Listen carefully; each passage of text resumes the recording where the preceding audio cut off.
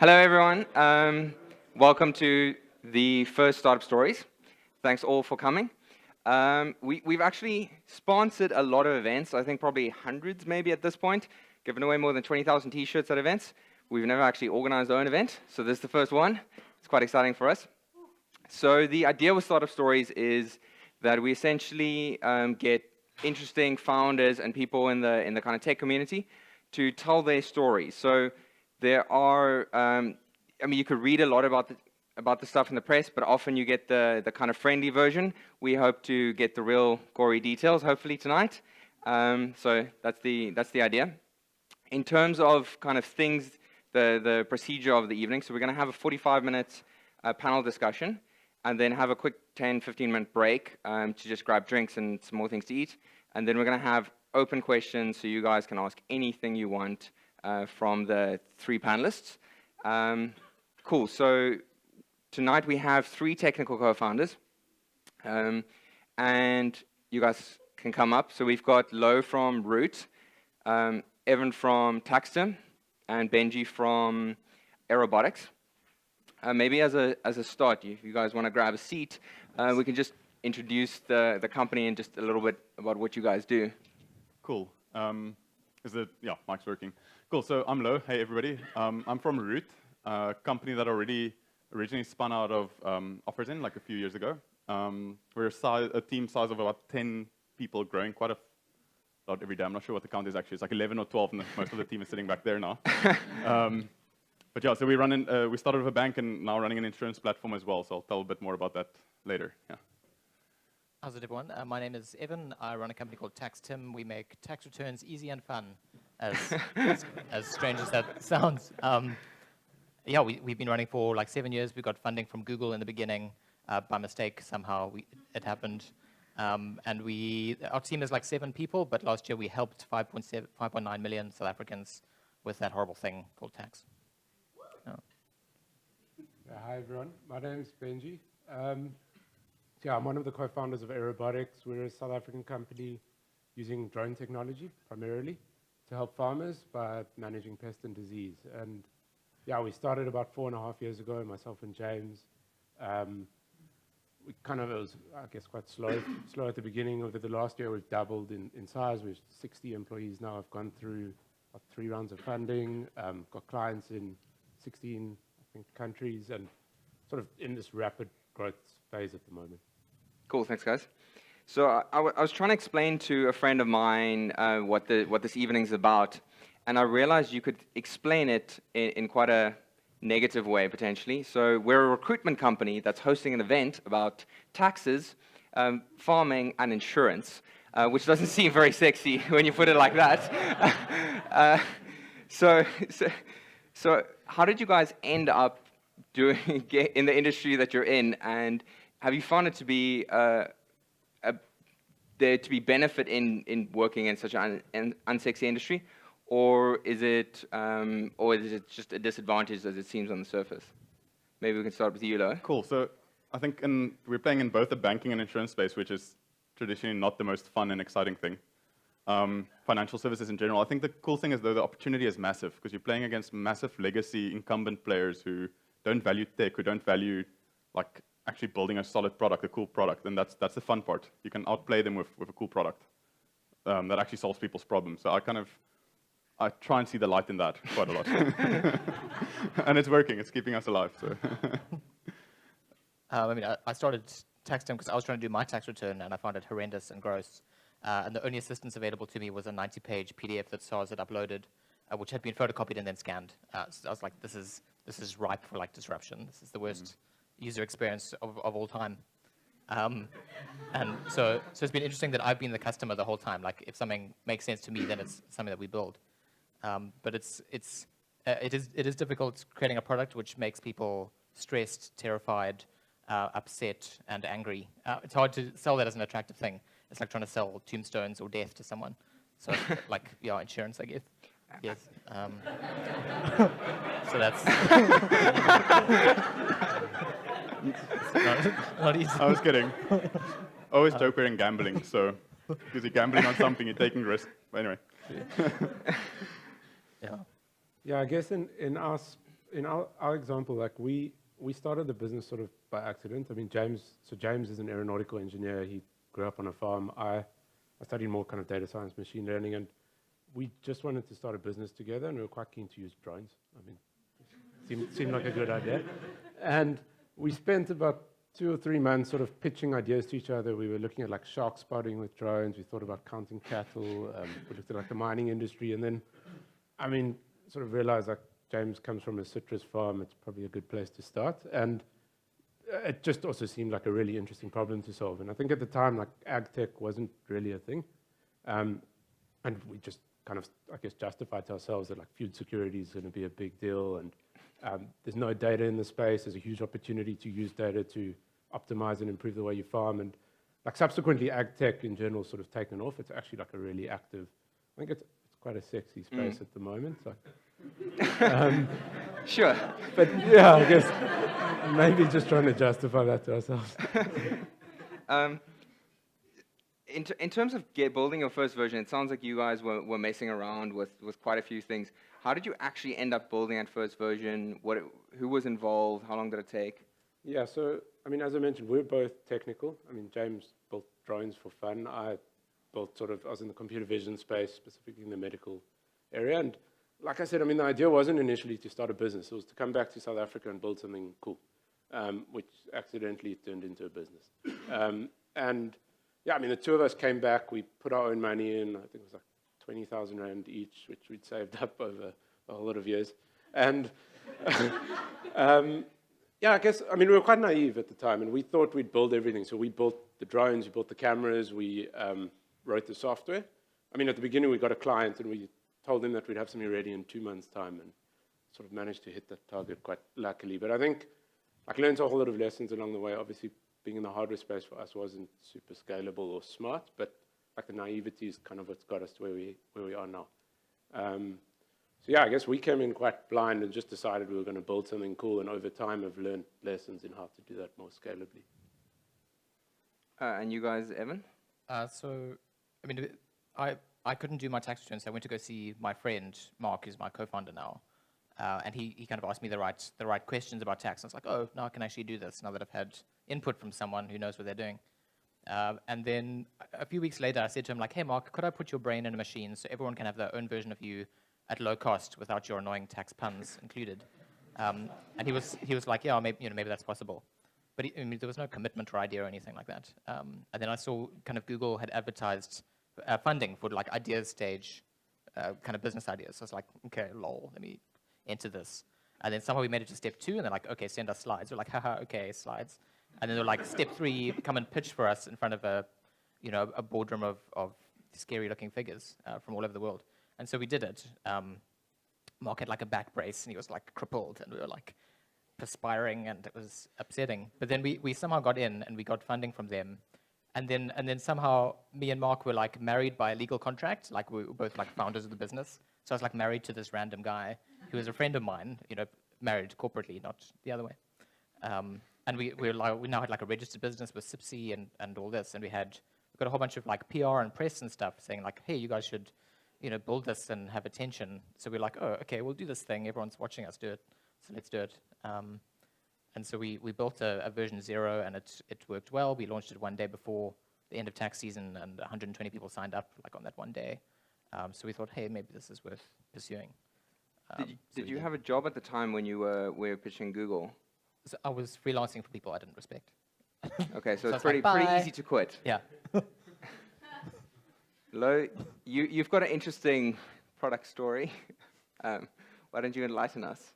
Cool. So yeah, I'll start the story at the origin of Root itself, where we kind of set out, like OfferZen was started building up this developer community and stuff, when we tried to figure out, like with this idea of developers and can't really get to banking, and they can't actually, banks aren't really friendly to people who prefer tech, who prefers to actually engage through like a CLI tool or some weird thing. And we kind of like naively just jumped into that, and we went, let's figure out what we're doing. So I started hacking away on the idea of building like your robotic banker or whatever, the concept. But a few days, like literally a day in or so, I realized, okay, cool, for you to build your CLI tool, command line interface tool, I had to have APIs for this thing to speak to. And for me to have APIs, I need to get it from somewhere, and Standard Bank's not going to give it to me because that doesn't exist. So maybe I should just build that as well. And then that thing kind of went very rapidly in a direction of just build your own thing, build your own stack, as simple as you can, as fast as you can to get it up and running. So we did that. This was all still in stealth mode, so we tried to not tell the world. Didn't tell my parents for how long was it? 5-6 months, I think. My parents didn't know what I was doing. It's quite a fun adventure. And then, yeah, so from that, we kind of stuff started falling in place. Standard Bank started helping us. We got cards live and running. Quite a lot of hacks there, which I'm not sure if, okay. It's basically we had where Standard Bank's cards came to our system, some Node Express REST API thing that we spun up on Heroku, and the card request hit our system to ask, do you want to approve this transaction? And we said, yes. And we walked to shops, me and Milan actually ran literally down Kloof Street into random shops and just swiped the card, type in any code, press hash, whatever you enter any PIN, it just proceeds and passes this transaction. So we're like, okay, cool. So we did this at like 10 shops and then realized now we need to make this thing real. This can't stay like this. So we built a basic ledger behind it, started recording transactions, built an interface to it, an API to that thing as we went. And this was all still in stealth, right? This was all completely in stealth. There was a few other cool, interesting stuff where we tried to figure out like how do developers actually engage with this thing, or what do they think of this? Because there's not a thing in the market that we're copying. This was like this new thing, and we built this interface. But before we actually had the cards working, we had to demo, for example, how do these things work? How does this interface work? How does programmable cards work? So we hacked SnapScan's callback on, if you set up as a merchant, you get a callback. We hacked that. So you spin up this card, completely fake. It's my Capitec card, hard-coded in some React app. You load it into SnapScan, and you scan, and the callback hits it. So it seems like it's real, completely real. And we went quite far with that. A lot of people thought it's amazing, but we couldn't give them accounts for very obvious reasons. But then when it got real as well, we started getting Standard Bank help, and like I mentioned, they issued cards, and that started running. This was all in stealth. We built complete user interfaces, APIs, and then when that thing went, at some point, something leaked into the press, which some of you might have seen. Someone leaked something to my broadband. We helped them correct the facts behind it, and then that thing went completely viral. So it went like across the world. Product Hunt and Hacker News and those things pulled it quite far from us. We reached like #1 position on those things. That created quite like a pull from the community, which was scary because we couldn't actually deliver on those promises because we had still this MVP stealth project that we were running with Standard Bank, and then suddenly the whole world wanted to just take this thing. That was quite an interesting experience. I think that's roughly, there's a whole story behind that as well, but that's pretty much how we started. And that's like Root's original programmable banking stuff, and how we got that running. Yeah. In the early days when you're hacking, as you were talking about now, you often make technical decisions that in hindsight are terrible, or perhaps even in the moment are terrible. I know Milan and I made many of those decisions at the start of OfferZen, which our tech team hates us for. Were there any kind of decisions that you made, Louw, that you now regret, or maybe your team regrets? Just looking at them back there, staring at me. I think the earliest one we made that I don't regret too much because we could fix it quite fast is we started the whole company on using Meteor.js, which is a really cool tool if you're prototyping something fast. But the moment you're building a bank, you don't want to run it on WebSockets and some MongoDB back database. But luckily we spent, actually I think me and Ulrich back there, like we spent a week or two or something and just stripped Meteor completely out of the whole project to get it back to like solid ground, put it on Postgre and stuff. Then we, down the line, made quite a few over-engineering decisions over time that we're still like working on rectifying, correcting and stuff. So we did stuff like try to go microservices. Don't go microservices. just don't. There's no reason for it ever. Unless you're like at super scale, then you won't ask this question. That's the one we started playing with stuff like actor systems and those type of things, which we basically got to the conclusion like keep stuff super simple. Just stick with tools and tech that works, and don't try and use the new tech. Don't try and use new tooling and stuff. Just use the base stuff that works very well, that you're comfortable with, and build your product on that. So like a lot of over-engineering lessons we learned. Yeah. Evan, any similar experiences? So I mean, I'd rather not list the things that I've done wrong because there's many, and they're kind of easily avoidable by hiring people who are more intelligent than yourself. But I think the things that I did do correctly in the beginning was I built a very, very generic system. So some people might think that you would build a system which creates the South African form only.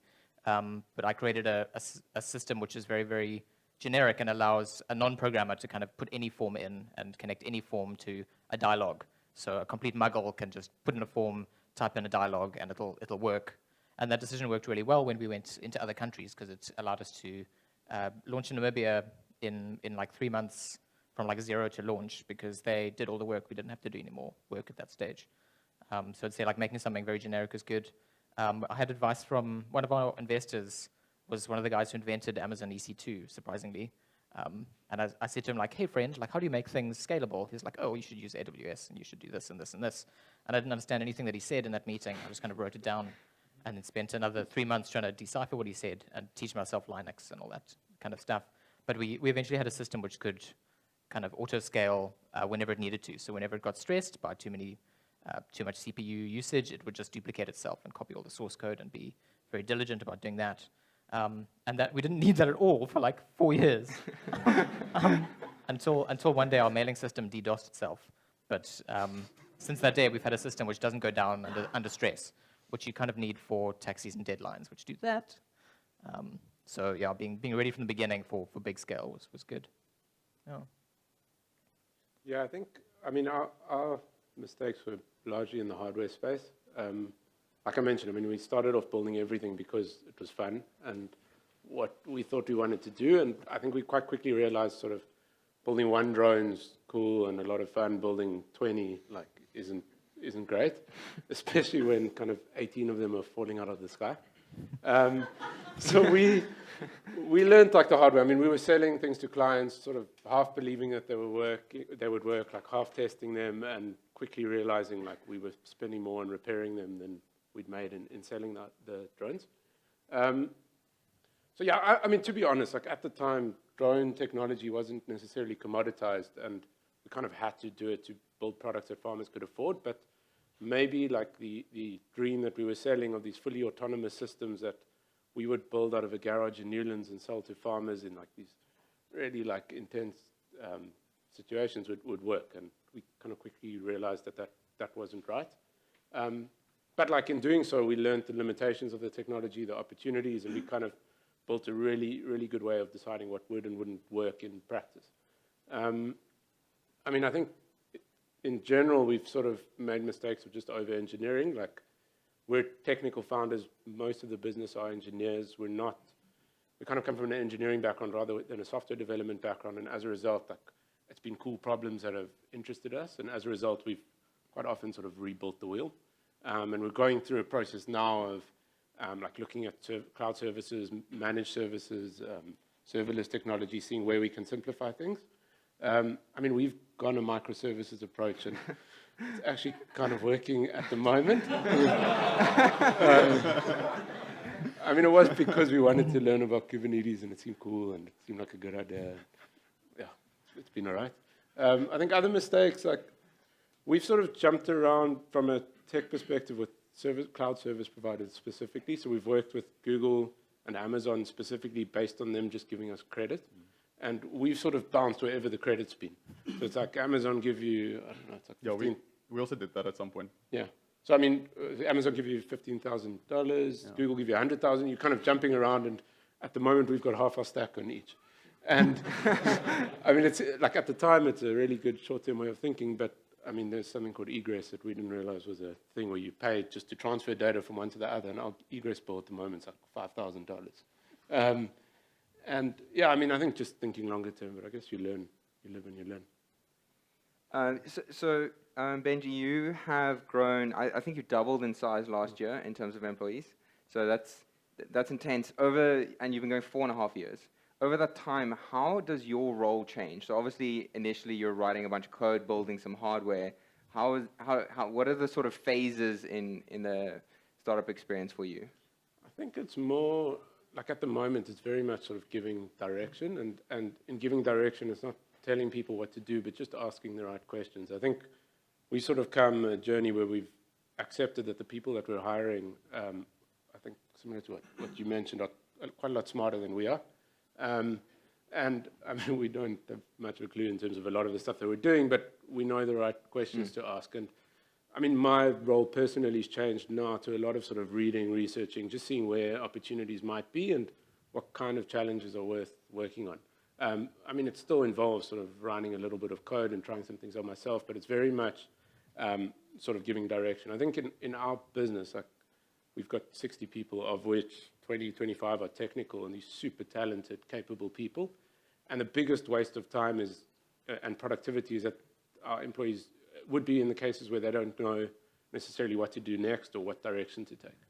So, I mean, myself and James spend most of our time just working on that and trying to figure out the direction that we should take. What was the point when you sort of realized that it's not the most effective use of your time to write code? Probably about 2 years ago, I think. I mean, I'll never forget, like, one of the employees, he commented that whenever I write code, he called it celebrity code. And the concept was that I'd write kind of one line of code and it would break everything. And I quickly realized, like, one, these guys are much better at doing this than I am, and a lot more efficient. And where they're struggling is, like, not necessarily understanding the context and the business context and getting the kind of accountability to know what to do next. And I think at that point, it sort of shifted. Evan, you guys have stayed pretty small, so I imagine you're still writing a bit of code. Has your role shifted a lot since you started 7 years ago? Yeah, so I mean, for the first 4 years, it was just 2 of us, and we were actually working independently. I was working in a desk at the creamery, because my friend owns it. So it was like me in an ice cream factory, and my business partner at home. And he would just do tax, and I'd just do tech, and he wouldn't tell me what to do, and I wouldn't tell him what to do, which was great. So we just kind of, you know, we'd obviously be in touch all the time, but we'd kind of do our roles, and we'd meet for meetings. One of our most amusing, this is just a random anecdote, but random best closures of a deal was we were closing the deal for PwC at Namibia, and I'm sure they had like an actual board set up with a VC and stuff, but it was us sharing an earphone in his car, like over Bluetooth, and we were just kind of closing this deal. So it was very, very bare bones in the beginning, just kind of 2 people. And then we raised funding from Momentum, and we suddenly purchased a jet plane. We suddenly hired like 5 more people. So I suddenly became a boss person, which I found quite difficult. I thought that I had to be Michael Scott and make everyone laugh and enjoy their jobs. And that was my primary concern, is like, are you guys okay? Are you okay? Are you okay? Do you have something to do? Which is not something that I do naturally. I prefer to just solve software problems. So now that what we're finding is my business partner is actually moving to London now. So we've decided to hire a CEO who'll do business things, because we both focused on technical things. I focused on the kind of stack stuff, and he's focused on the kind of tax stuff. And I prefer to have someone who actually does business well, do the business things for us, so that I can actually go back to coding better again. Because I prefer that, and I think I'm better at coding than pretending to be a CEO person. Yeah. Yeah, it's quite interesting. I found it, for me, the big things were you kind of, like, you're always busy problem solving. It just, the detail you start stepping away from the detail of the code. So at some point, like, the first thing you do is, like, you start out writing the first line of code, and then you go and there's more people building code around you. And then as you start doing other stuff, you realize that there's bigger things that you need to focus on, other things than the code itself. So you leave that to the people that actually know what's going on there, and it's actually like better than you at that thing. So I kind of like evolve, the problem set that you're looking at evolves, it changes scope, it evolves to a place where you start caring about, like, how do you hire people, how do you manage people, how do you like communicate the company's goals and strategy and stuff to everybody else. So everybody else who's doing stuff can align and work in the right direction and not like go on tangents or whatnot. So it's always, you're always busy engineering something. It might just not be lines of code anymore, and I find that quite interesting. But it's like a hard challenge to do, because you come from a world where you code and you don't actually know how to, like you mentioned now, manage people suddenly. And then you manage people who manage other people, and you're like, whoa, this is like an order of magnitude more complex, and I don't know what I'm doing anymore. But you kind of learn from there, and it grows. It's quite cool. Louw, how did you find the idea of transitioning from writing code to managing people? I assume it's safe to say all people are bad at management from day one. Oh, I am at least, yeah. Sure. And I'm sure some people in the team might say, I'm still bad at doing that after many years of doing it. What did you do to get better at it? Was it talking to other people? Was it reading books? Was it just trial and error?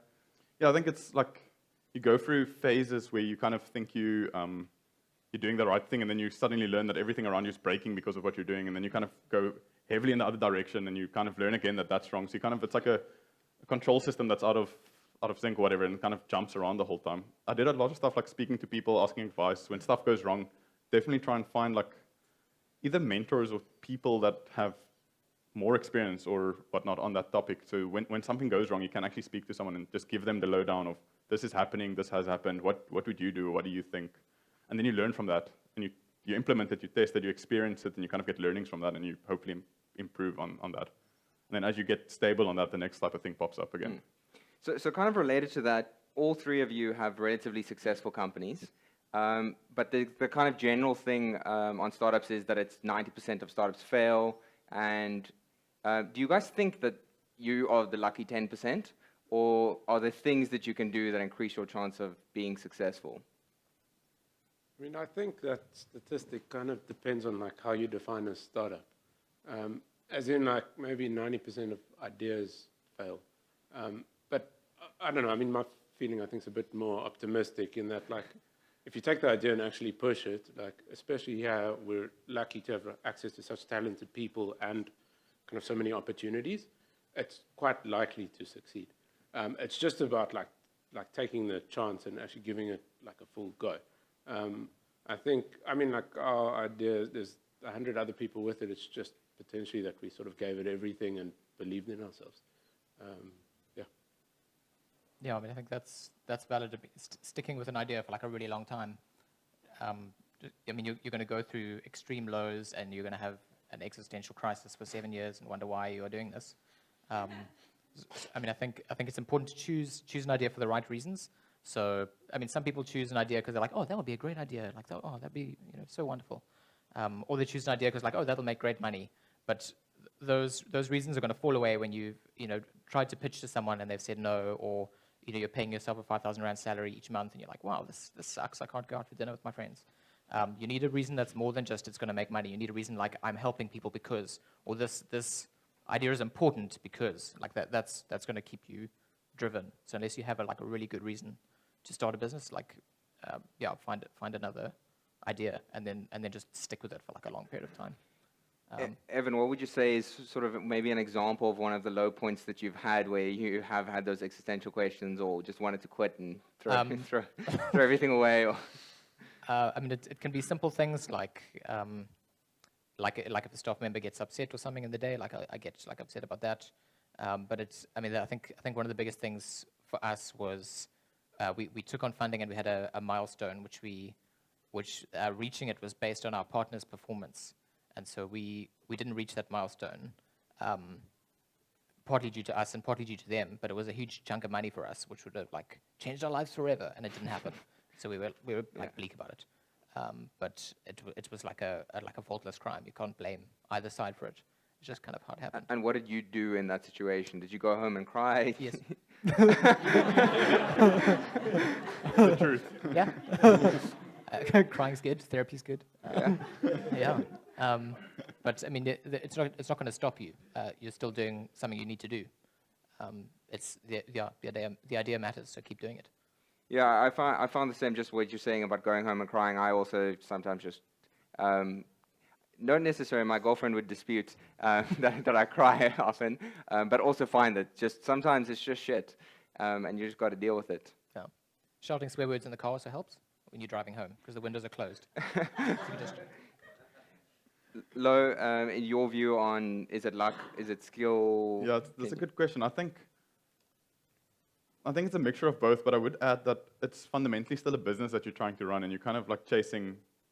For your business to survive, you need to make money, so just chase the base unit economics and focus on that. Like, ignore all the fluff and cool stuff around it, even though it's like, as an engineer, you just want to build all the things. Kind of just go like, you need to make money to pay the bills, do that, and try and scale it up. It's very hard, especially in the type of stuff we do, where you have like massive corporate engagements and you wait on long timelines and things. But I think focus there ties into it a lot. So I also agree on the 90%. It's kind of like, most things are just ideas, but when people actually jump in, if they focus on the right things and they focus on just not dying, not killing the company, then you probably will end up somewhere successful on some order of magnitude. Louw, I've had some insights into Root, obviously, and there have been many low points. For you, what would be sort of the hardest point where you almost quit or kind of, I don't know, went home swearing in the car? Or Jeez.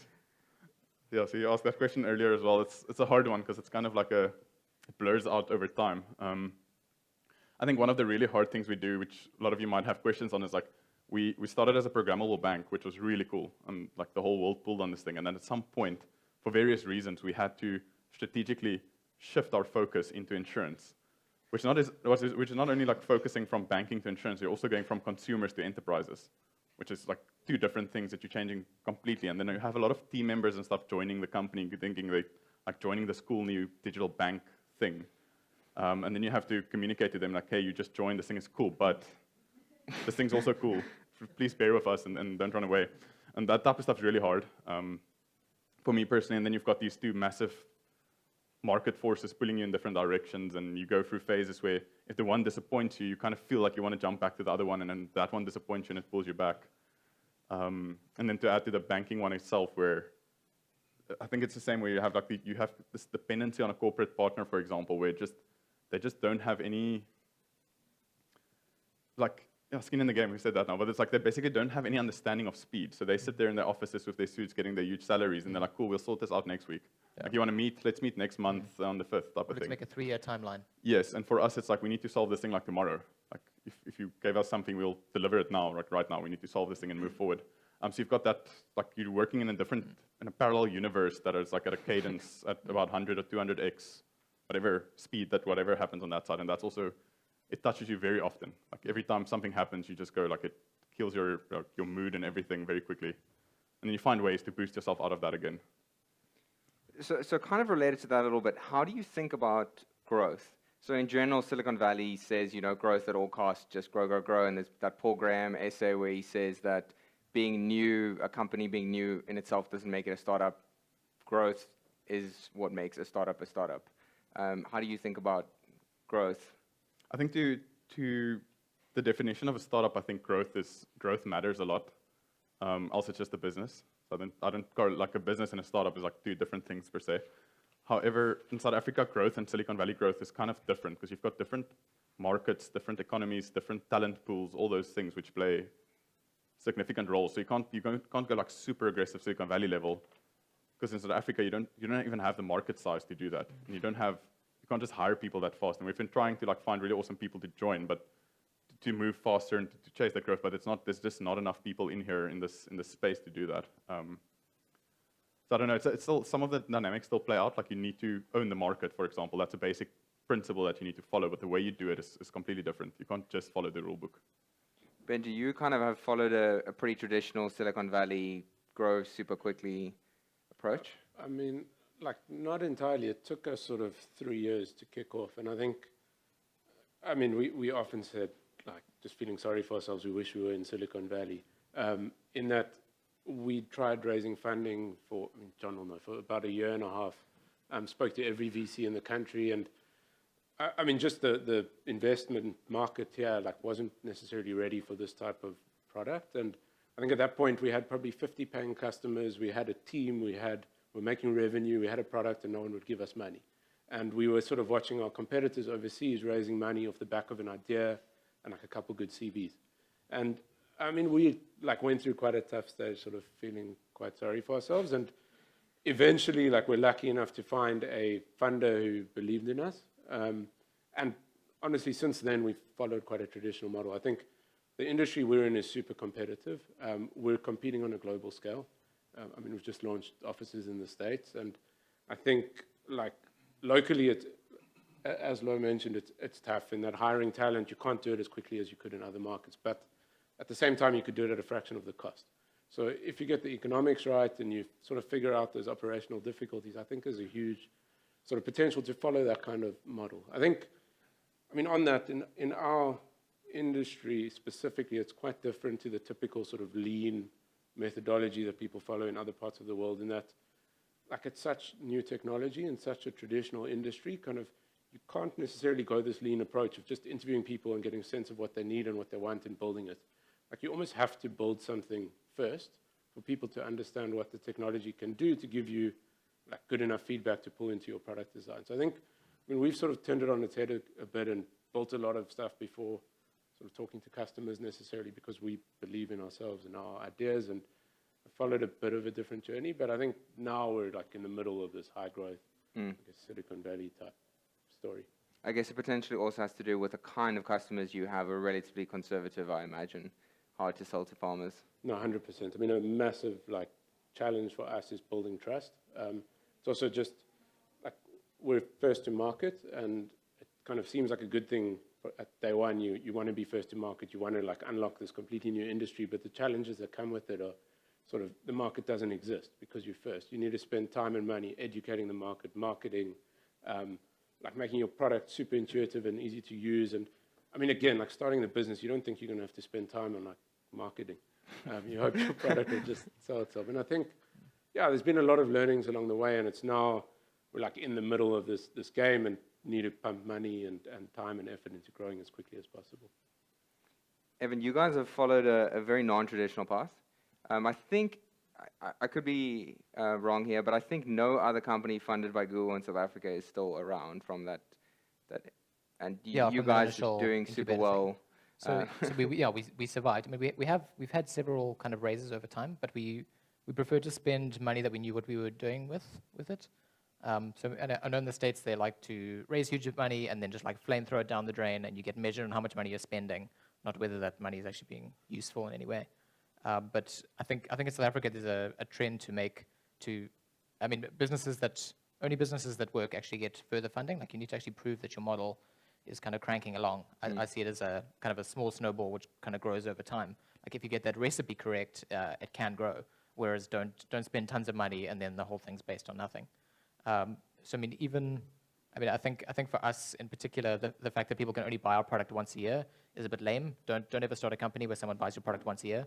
I compare myself to my friend who ran the ice cream business, and her product brings delight to people, and they can buy it several times a week, versus my product, which does not bring delight, and you can only use once a year, and it makes you sad.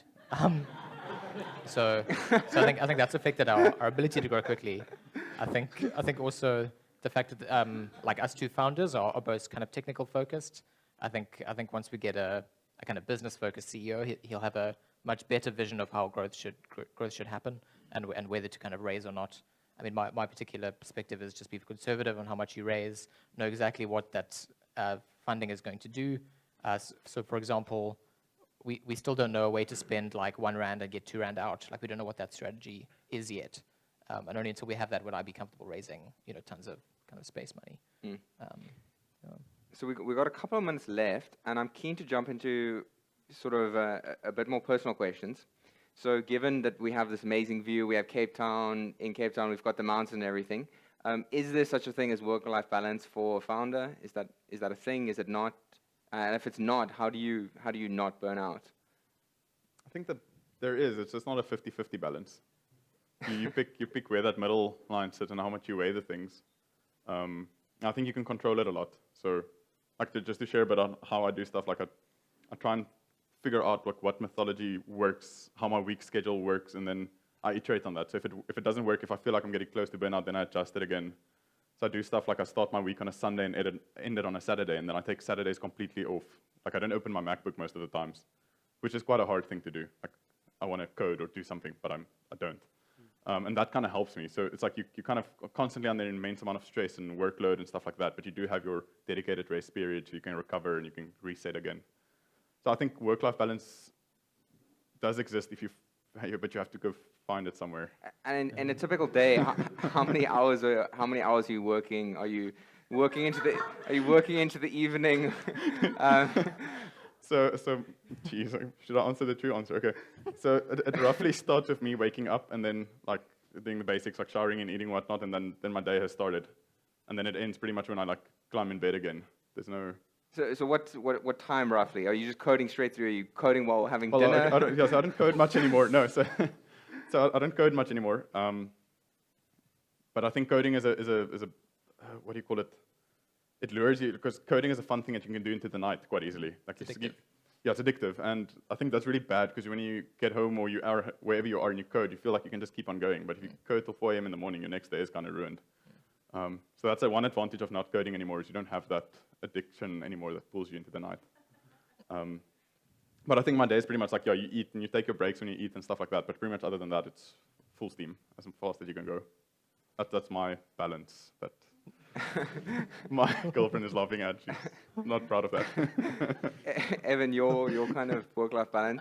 I mean, I just kind of enforce a work at work, don't work at home policy. I mean, sometimes you have to work at home, but I find that your rest space then becomes polluted with that kind of work stress, which doesn't make your restful, which means you can't be functional at work.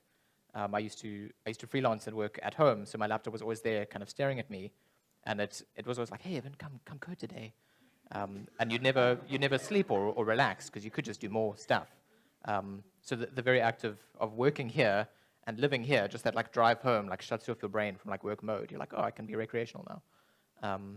And I mean, both me and my business partner did burn out during this kind of startup. And it sucks because it makes you less productive at work. So you kind of have to prioritize. Now will be rest time. When I get home, I will rest now, and the laptop will stay closed. And I try to do that. Do you have any habits or kind of things that you do to unwind? Like go for a run or meditate or anything like that? I do meditate. I think that's useful. I've done it for about 10 years. Yeah. And it kind of gives you like root access to your thinking. You can debug your thoughts. You can say this is functional, this is not useful, that is useful, and kind of cut stuff down. So that's very useful, I'd say. Yeah. Yeah, I think. I mean, in my case, it's almost impossible to switch off ever. And I think like we're lucky enough that we've started a business where we like really love the technology that we're working with. Like, having said that, it's obviously not healthy to think about work kind of 24/7. And I think we've found it useful, given like how unstructured and chaotic like work can be, to build some sort of routine around it. Just given, like, I believe work-life balance is super important, but like I don't think it's possible to sort of switch off. So I mean, it's amazing to hear like you can take a Saturday off. And I don't know if I'm switched off. Yeah. My Mac is switched off. Yeah. I think. You're still thinking. I mean, we kind of like very much live by the philosophy of sort of, I don't know if you've read Let My People Go Surfing, but it's like, if the swell's good, go surf, get out. Like, it makes you more productive at work, and kind of getting more output driven, and understanding that taking time off will make you more productive in the time that you're on, rather than being on all the time. And I think like just building a routine around that, to sort of block time in your calendar to exercise every morning or meditate in the evening or whatever it is, like, I found super, super useful. I think, yeah, I mean, like a calendar, for example, people view it as an opportunity to just book your time and not think for themselves. And like, I found a way to sort of get away from that, is to just book time to yourself and sort of take time off. So we're out of time for this, but I want to ask one last question. It's a little selfish question of mine. Is what are the books that you wish you had read earlier, or maybe the books that had the biggest influence you in terms of your role as a founder? Yeah, so I mean, there's a couple I've read now that, like, had I read 4 years ago, I think we probably would have cut a couple years off our timeline. One is called High Output Management by Andy Grove, which is sort of from first principles and from like quite a technical perspective, like how to run a business as if you're running a breakfast factory. And it's just like, you read the stuff and it's like, this is so obvious. And I mean, it kind of changed the way I think about things. Another one's The Hard Thing About Hard Things. I mean, these are probably quite standard. Yeah, this is like, what should I say now? Covered my books. I'll add a few extras, but yeah, I mean, that book just focuses on like it's not all this glamorous. Like, you're dealing with shit day on day, and you're putting out fires, and it's how best to go about that. And I found that super valuable. I'll write those down. Yeah.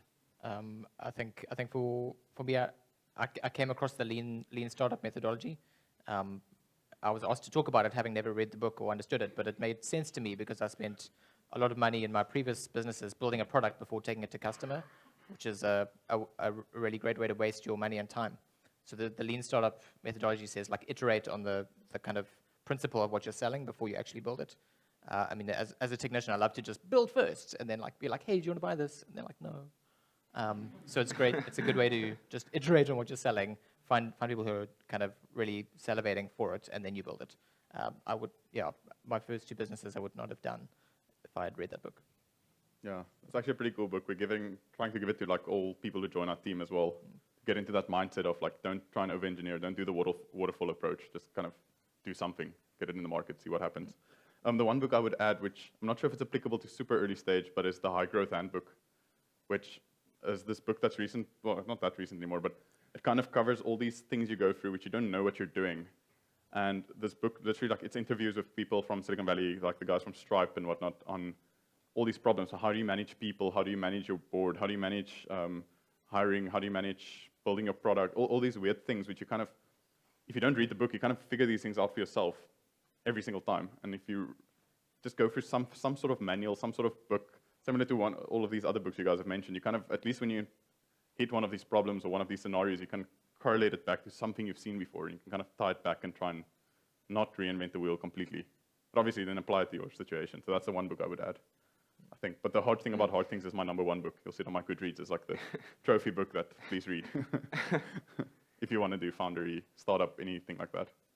Cool, guys. Thanks so much. So we're going to have a quick break now and then get back and then just have open Q&A. So in the break, think of any questions.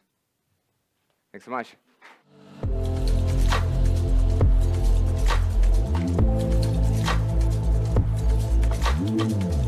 Okay, so I've been told that there is a hoodie to win for the best question. It's an OfferZen hoodie. Surprise. The winner is going to be determined by the panel. So it's just afterwards we're going to have a quick huddle and then decide. I just want to give the criteria for winning up front.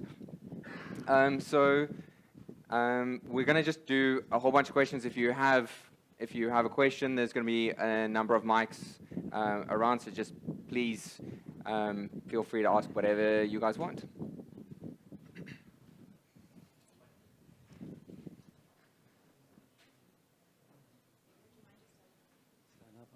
Sorry. Hello, I'm Mike. I often see the biggest difference between international US-driven thinking and South African thinking is we moan about constraints. But I've found that a lot of the things that I thought I moaned about at the beginning of my journeys often end up being the things that I praise later on, whether that's capital, resources, people, those things, sales sometimes. You don't actually end up complaining about the lack of sale when you realize you'd built the wrong thing.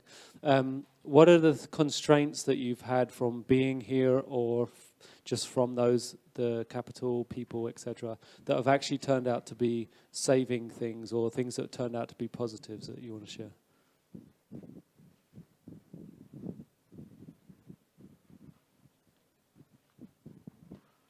Jeez, that's a hard question.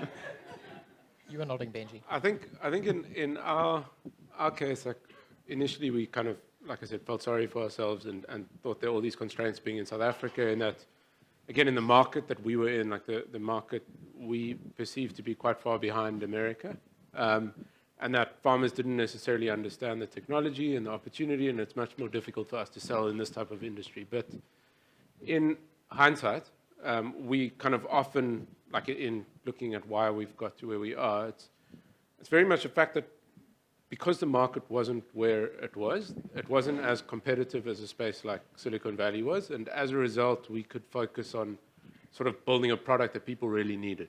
And like working closely with farmers here, we didn't have to spend all this money and time on fighting competitors and breaking into the saturated market. We could actually spend time on, like I said, sort of building something people needed. I think additionally on the investment side, like where it took us 2 years to raise our first round of funding, we were forced to kind of be semi-conservative, which, again, I think in actually looking at this from a business perspective and how do we make money and like manage our costs and be profitable was a good thing, because the alternative is you raise money super quickly and you get into this unsustainable, like high growth phase. And I think it's kind of set us up for success long term. I think for us in South Africa, there was no competitors at all. So we completely filled the space, and that was exciting for us. Whereas if we'd been in the States, we'd be up against TurboTax, which has Super Bowl ads.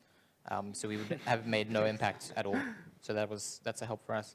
And I mean, what's interesting is we launched in Namibia, and I kind of visited Namibia and had a field trip, and experienced what their state of the art is like there in terms of like e-commerce and internet things. And it was interesting to see that how far behind we are from the States. They're further behind us in Namibia and I suppose other kind of countries. So it's interesting to see that there is still opportunity to do things which are relatively old or boring, like in our country or in America, but do completely new there. I think one thing, after thinking about that question, is on our side that was actually to our advantage in a way is the fact that we try really hard to hire like the best people we can find, and that slows us down in terms of hiring. Like we can't hire fast enough. And if we didn't have the constraint in South Africa where there's like not enough people that we can pull in, we would have bloated the company too fast, which means we wouldn't have been able to like shift our focus like efficiently, or I don't know, I don't want to use any corporate buzzwords for that. But anyway, so basically because we were small, we can shift focus quite quickly from running a bank to running an insurance platform without having too much drag that we had to like reshuffle people in a company and stuff. I think our team was like 4 or 5 people or something when we did that, which is quite an easy move. It's just a bunch of people in a room, you're still in one stand-up, and you just say, guys, let's start doing this thing over a few months. And yeah, so I think that's the one thing, is the fact that too few people allowed us to still move fast enough on the hunt for product market fit. Otherwise, we would have bloated immediately. Mike, that's a great question. So I'm also going to jump in with our answer. As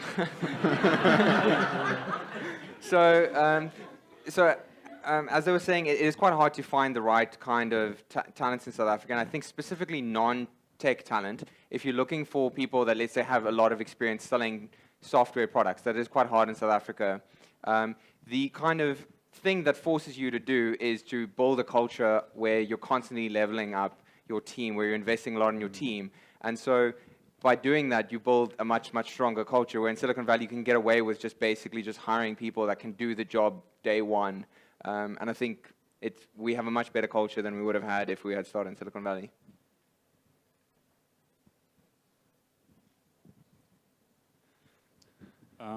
Do you guys have any hacks to share to first off find and then grow product market fit?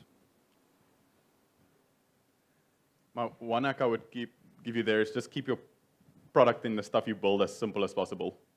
Don't build much. Just go out and try and like speak to people and do things. Like don't build cloud services on AWS and things like that. It's just like you're wasting your time.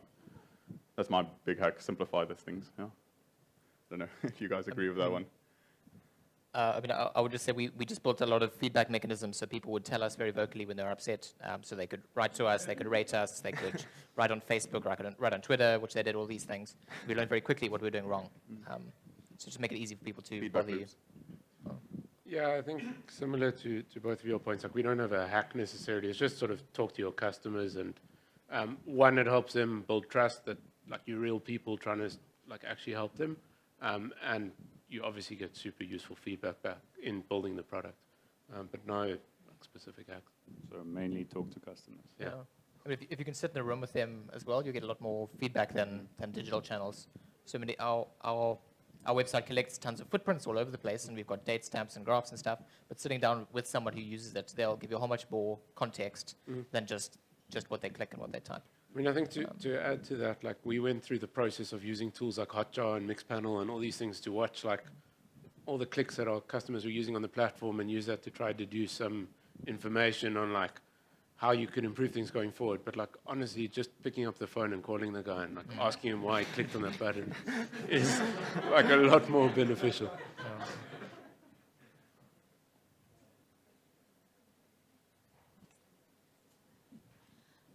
Hi.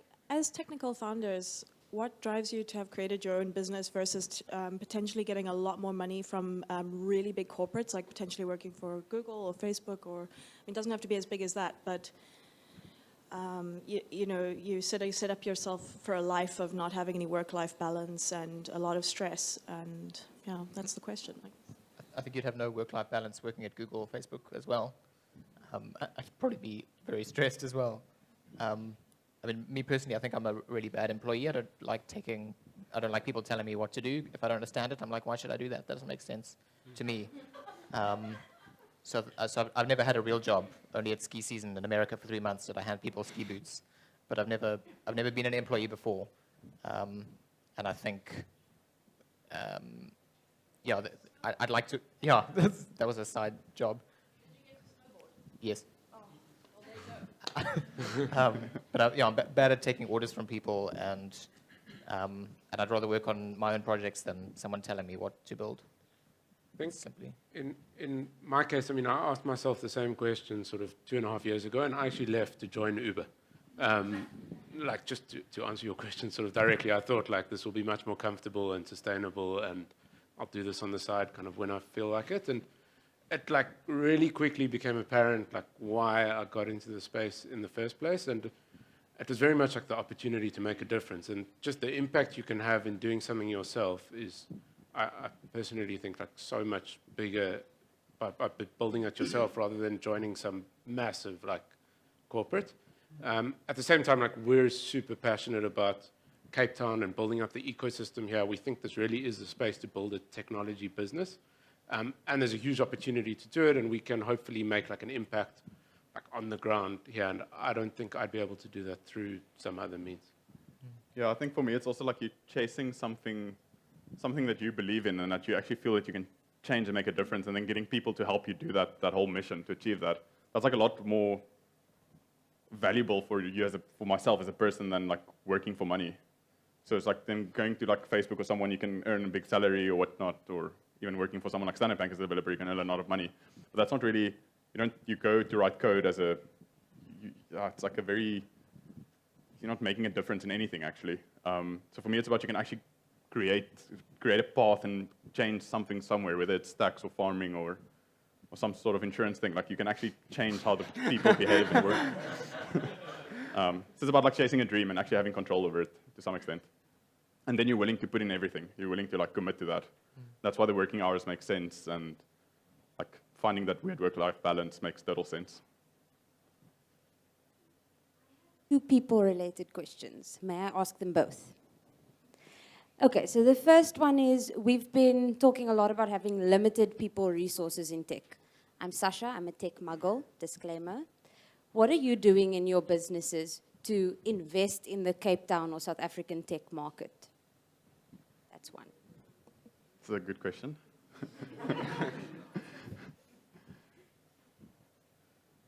I think that's a hard question, honestly. I think in our case, it's one of the hard things that like in our case at least, we're like extremely focused on the mission that we're doing. So you're doing like a lot of it, like a lot of stuff goes in there. But then as you move, you kind of realize that there's this whole economy around you that you also need to like start looking at and caring about. We've been working with OfferZen for quite a while to do make days and make missions to pull people in to learn more about coding and a lot of creative stuff there. And other than that, we've also actually from our side, we started picking up. We realized that a lot of people in South Africa, at least from our point of view, Philip might have different actual data on this, but we found that a lot of people work in companies where the tech stacks and stuff is quite incumbent or like legacy in a way, due to how companies was built up from the ground. So we also took on some few months ago, we started taking on the Cape Town Node.js meetup just to try and get people to learn more about like Node and using a modern stack, which is what we use internally as well to kind of allows you to move faster. So we do stuff like that, but it's hard. It's really hard to make a difference out there, I think. And I think in our case, like, apart from employing people, we've put a lot of effort in ourselves too. Like, we've got 20 interns at the moment who come from like semi-technical backgrounds that are interested in the space, and we hope that we can help them skill up and sort of build a career moving forward. I think, like, we've also had a few initiatives like this over the years. We used to do something every Thursdays, where every Thursday we'd have someone come talk about their journey and sort of invited the whole community. And I mean, it took a few Thursdays to run out of people, but the concept, I think, was quite sort of good. And I think, like, moving forward, there's a lot more that we can do. And I don't know if it's like individually as Aerobotics or Roots or TaxTim, but more like as a community at this type of event to just pull together. I mean, something that I've found is that there's not much of a forum for people who have an idea and want to get that idea like going, like kind of step one entrepreneur people. There's no place that you can go to with that, with your thoughts and kind of get advice. I know the UCT Graduate School of Business did something at City, at the Bandwidth Barn, where they connected people like us who've done this for a few years with people who have not done it at all, and we just kind of shared advice and advised and helped where we could, and that was really effective. I thought I'd be keen to do a lot more of that.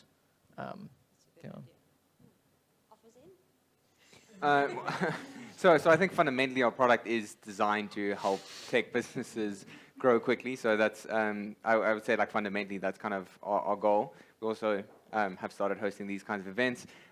We sponsor a lot of events, which makes them actually happen. So there's been a few conferences that would not have happened without our sponsorship. But I definitely think there's a lot more we can do. There's some things in works that if I were to talk about them, someone would kill me. But yeah, we are trying to do quite a bit more this year.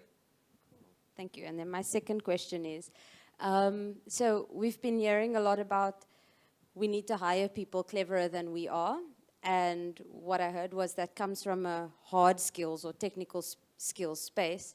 And then I also heard the presumption that no people are good at people management from the start, and we've got to read this book and that book, and it's trial and error. So I'm in that ugly corporate space, and I'm a social scientist, and I'm an activist, and I ended up in a people-driving, value-articulating kind of bridge-building space. So have you considered hiring people who are people experts instead of having to do that instead of coding? Or have you not found the right people? So I heard, for example, that, I forget your name in the middle. You are, Evan, yes. You are hiring a CEO because you don't want to do that. So what about the people management aspect of your business, sharing that vision, etc.? Is that something that you are willing to give up and enhance?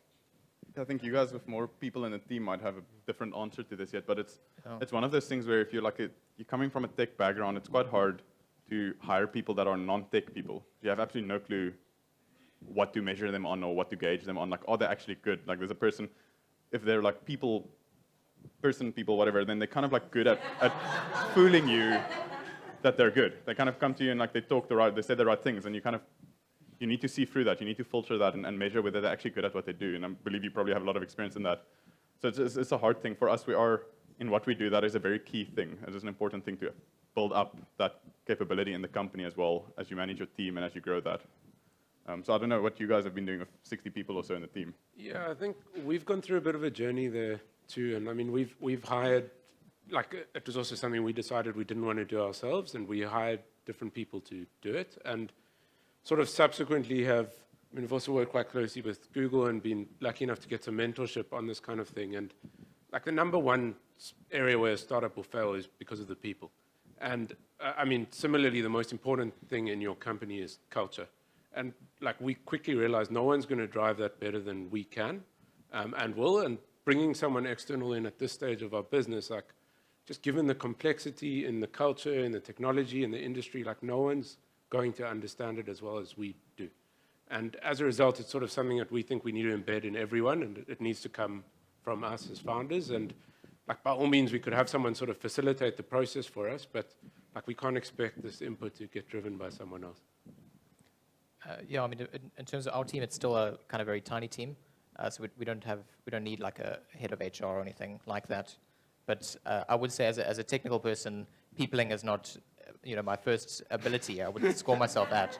I mean, my co-founder is not a programmer, so we have quite vigorous dialogues often about how we see the world differently. Like I would reduce everything to a number if I could in a dashboard, and he believes in dialogue and debate and backwards and forwards conversation, which is incoherent to me. But I mean, the CEO guy that we're considering has a very high EQ. He is very much a people's person, so he will be able to kind of continue our culture, grow our culture. Fingers crossed. Yeah. Cool, thank you. So I'm not from the tech background traditionally, but I would like to know, I know there's 2 tech backgrounds and 1 engineering, did you say? How important do you think it is having a startup that is founded in technical background in terms of your skill? And at what point do you think it's good to take on partnership in like your concept development phase? I mean, it depends on what your startup is, right? Like I think, I wouldn't recommend starting a company using drones for farming if you don't come from a technical background. But I think I think like in the general sense, it's a really good skill to have. I think in our case, like the whole mindset and culture of our business is built off the foundation of like this technical mindset of thinking that we can build everything and trying to solve sort of these challenges from a technical point of view. I can't talk for like other industries or products necessarily. I would add to that. So I think if you look at a startup, sorry, I can't really see you from this, but like we discussed earlier, for me personally, a startup is a company that you're like searching for some sort of product market fit that you can scale up. And you can scale it up fast and make it massive, like national or global, like that's the type of aspirations. If you're aiming for something like that, you're looking for some sort of business model that is capable of scaling. So if it's not, tech is in most, not all cases, but in a lot of cases, tech is the enabler for handling that type of scale. So if you don't want to go tech, then I'm not sure if there's, from a business model point of view, it's hard. If you don't want to scale people to get to your global scale, you want to scale tech, and that's kind of my view on that. I would definitely encourage having someone technical involved very early on, whether it's someone who helps build stuff or at least a friend or someone you can speak to discuss technical aspects of the idea so that they can actually give you input into, like, is this thing automatable in a way?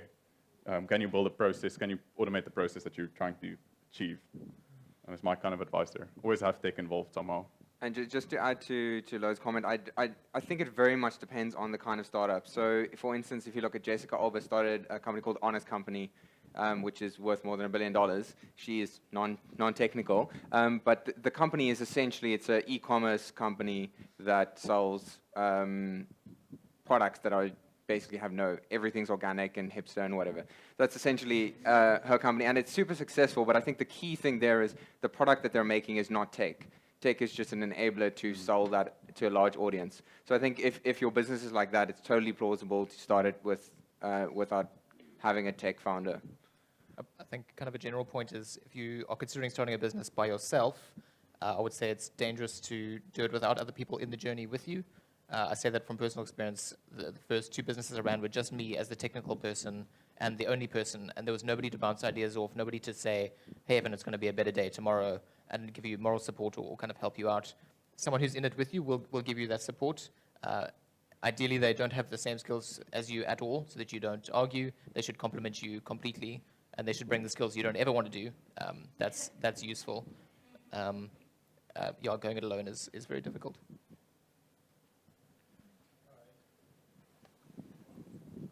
Hello. Hey. Oh, okay.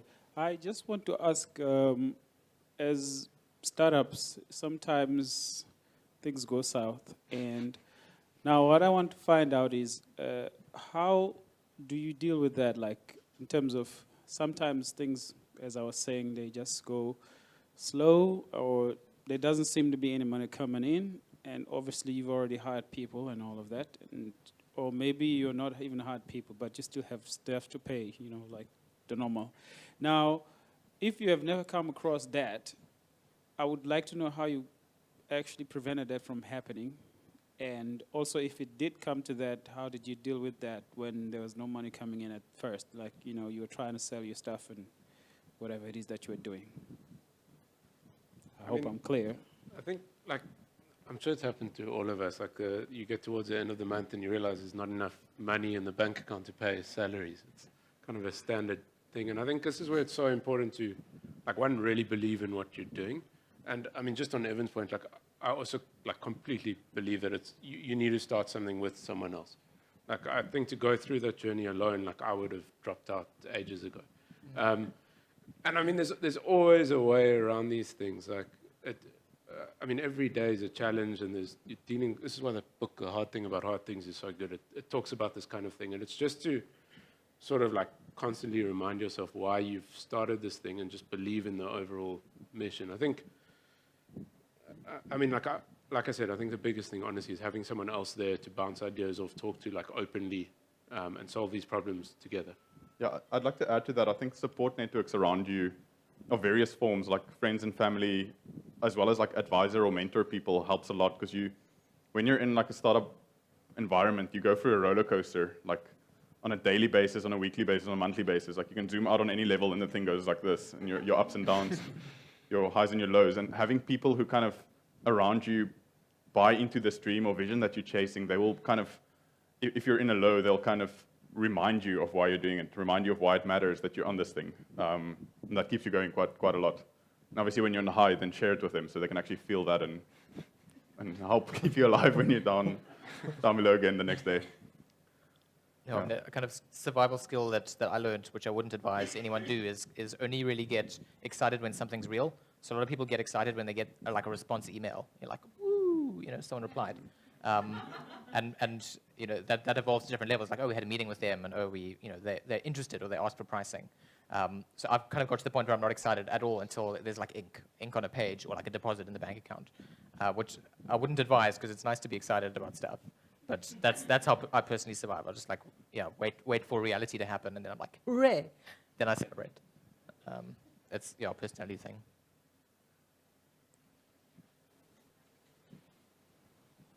I don't actually know how to stand, but I'll just move here. So I've got two questions. One is just a little bit of an extension of the previous one. Is what sort of contingency plans do you need to take as a founder in terms of the longevity? So how far forward do you need to look in terms of problem mitigation? So like we need to pay we're looking to employ however many people in the next 3 months. Where are we getting that money from? How are we going to make sure that it actually yields the right results? So that's question one. And question two is, early on in the startups phase, when you've got this idea, when you've got this inspiration to do something, how territorial are you around this idea? How willing are you to share the idea with other people to actually, because I mean, I've worked in the bank for a couple of years, and every new idea is slapped with a contract of an NDA, and you're just thinking like, how does an idea grow? So those two questions. How territorial are you about your idea in the early phases, and how do you stop yourself from not being territorial, so that you can actually get the feedback? Can I answer the second one? Yeah. I was just saying.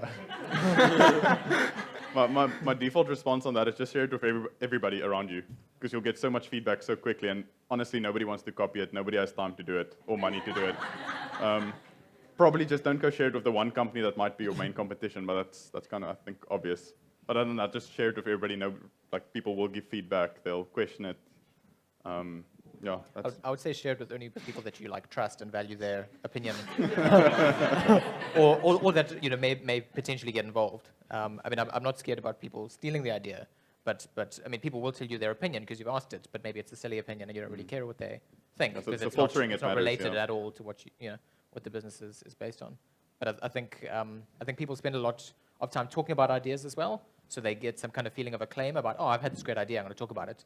But then they never build it because they spend so much time making hot air about it that they don't actually put the pieces together. So you can't talk too much about stuff.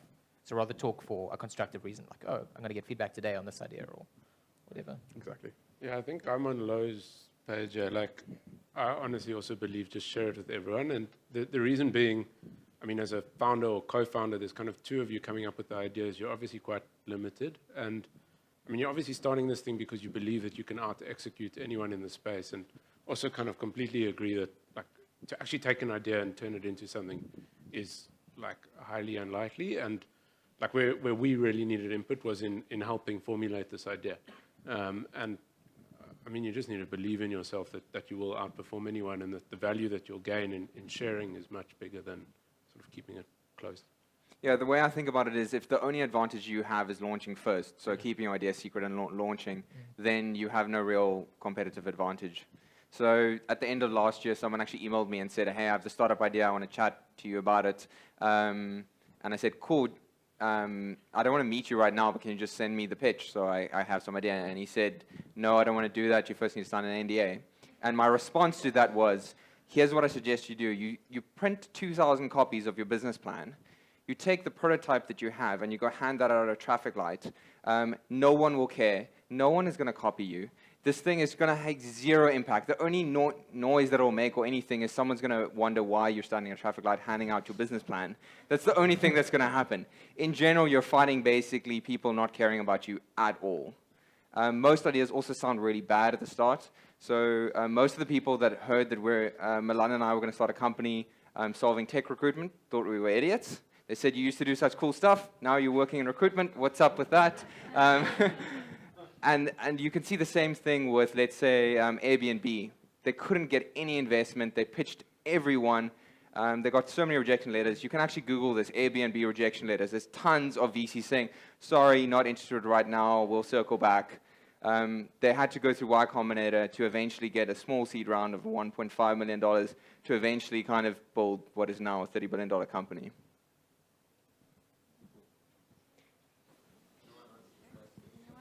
Is he managed? No one? Cool. Sorry, I'm shy. Hi, so my question is about that initial funding, so seed funding. Obviously, a lot of times it involves equity and it's your baby.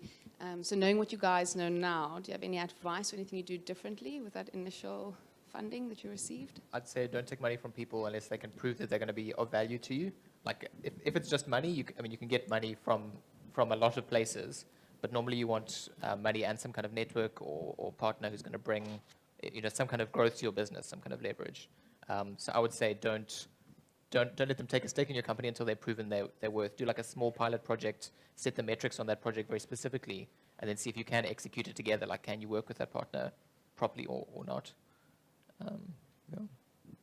Yeah, I would also add, our situation is a bit different, but my general feel is try as hard as you can to bootstrap the thing, to kind of figure out what are you actually doing, what is your product market fit, and then kind of take it from there. Because then you've got a proof of concept, you've got the prototype working, potentially have real customers, and you take it, then you start looking for money. And then the one thing I would just add on that is, if you do get to that position, just go look around online, like Y Combinator and those guys do publish quite a lot of advice and articles and stuff, and actually legitimate contracts that you can just use, so you don't go into, because I feel in South Africa the investment space is still quite inefficient in the sense that people, if they're not professional VCs or so, they don't actually know how to invest or how much equity to take and what's fair and stuff. There are a lot of public content on what you should be looking at, what you should be doing. So just go copy that. Don't try and follow some random seed angel investor's advice unless he's a person who knows what he's doing. That's great. Yeah, I think it's just really important to know why you need the funding in the first place. I think some businesses just can't get by without it. In our case, we were about to run out of money. And it's very much about understanding why you need the money, what you plan on spending it on, and the types of partners you want to bring on board. I think so many people talk about valuations and diluting equity and that kind of thing. And honestly, from my opinion, it's you're either going to have a small piece of a really big pie or you're going to have a big piece of nothing. And it's more important to just work with the kind of people you want to work with. And if they're going to help you add value, which is the reason you're starting this company in the first place, by all means, kind of go ahead.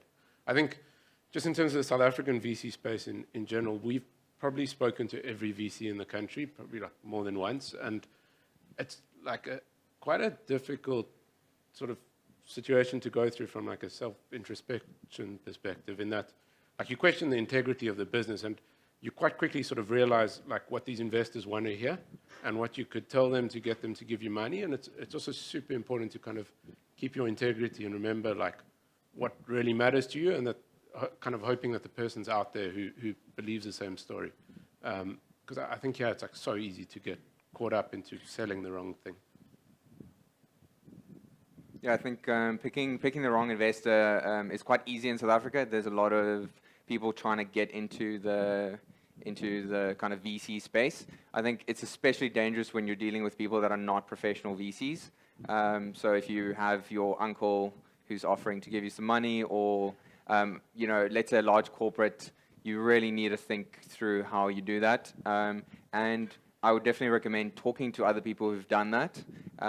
It's surprisingly easy to just email someone. You can just figure out the email address based on name@company.com or whatever it is. I'm sure all of our email addresses are that. You just email other founders that have done something similar. So let's say you want to know how to work with a bank. You can just email some people from SnapScan that were there in the early days and just say, hey, I know you guys did this thing, partnership with Standard Bank.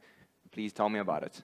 It's surprisingly easy to do that. Not a lot of people do that. And I think they can help you navigate the potential downfalls that you could have. Because you could sink your company by taking the wrong investment, day zero, kind of. You take money, you give away too much equity, no one else, at terms that are not attractive, and no one else wants to invest in you, and your business is basically dead. Cool, I think we have run out of time 11 minutes ago.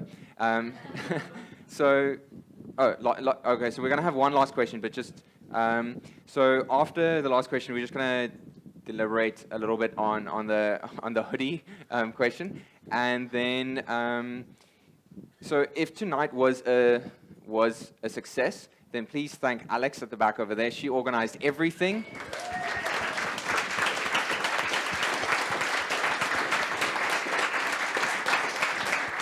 And I mean literally everything. I was just told to be here.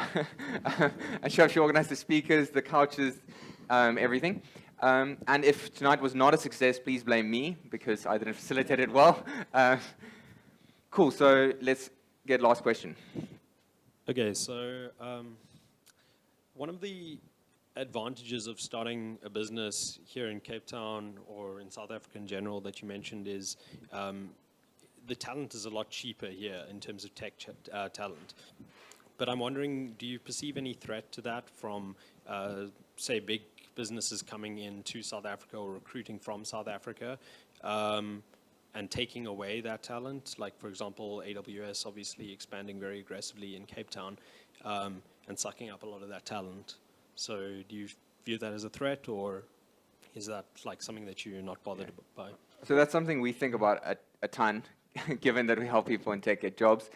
So I think when we started OfferZen, we were thinking that was going to be a kind of competitor of ours, essentially, as international companies coming in here. I think the political instability sort of at the time was high enough that companies were not just jumping at it. I think now that the economy is a lot more stable, I mean, I actually don't know. Depends on what's happening right now, I guess. But it's generally more stable now, so I think we're going to see a lot more of that. I think Amazon and a whole bunch of companies like that are going to double down. Getting more talent in Silicon Valley is super hard, so I think they're just going to double down on markets like ours. We have English-speaking people, super solid tech talent. We're a great market, so I think that's going to happen.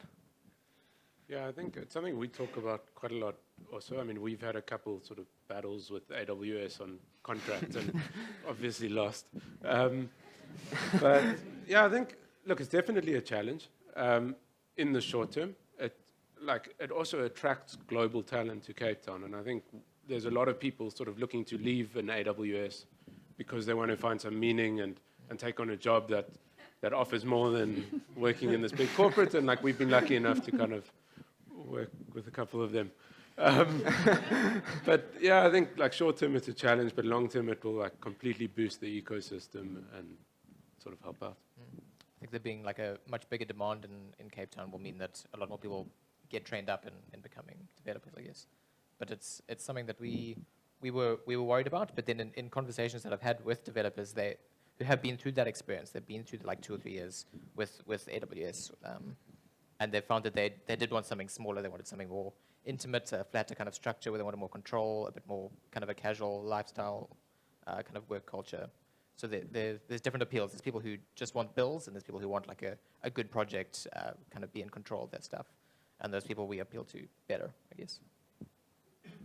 Yeah, I find it, like I'm generally a fan of anything that helps boost like the tech ecosystem to get more people into this whole environment. So that kind of, it does throw it off a bit. I think it might slow us down, but not really. You also get different types of people. Some people prefer working for a company like that. Some prefer working for a like smaller company where you move faster and do more random things as opposed to working in a set team that focuses on building health monitoring tooling for AWS or whatever you do. So I do think it's not always a problem. It's kind of it creates more people, it trains more people in the ecosystem, and then they pick their paths they want to go. We don't personally find it too big of a problem, I think.